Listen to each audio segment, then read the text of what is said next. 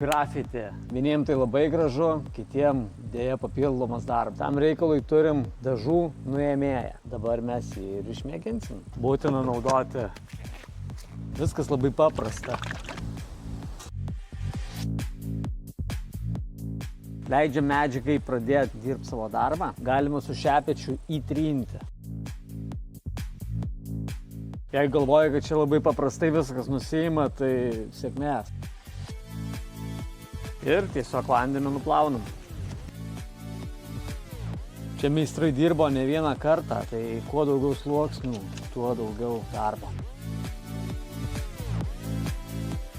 Aišku, jeigu būtų nemokomoji programa, tai įsiteptume visą ir visą šveistume.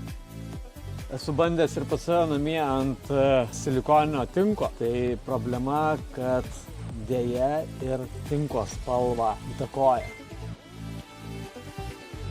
Tai čia yra 3 sluoksniai – geltonas, raudonas, mėlynas. Mėlynas, raudonas nusiėmė, geltono dar neįveikėm, bet juodas taip pat nuėjo. Pagal viską reikėtų palikti 15-30 minučių, kad jisai veiktų, kas lauks čia. Šį produktą įsigyti gali visose liukso parduotuvėse ir žinoma pas mūsų partnerius.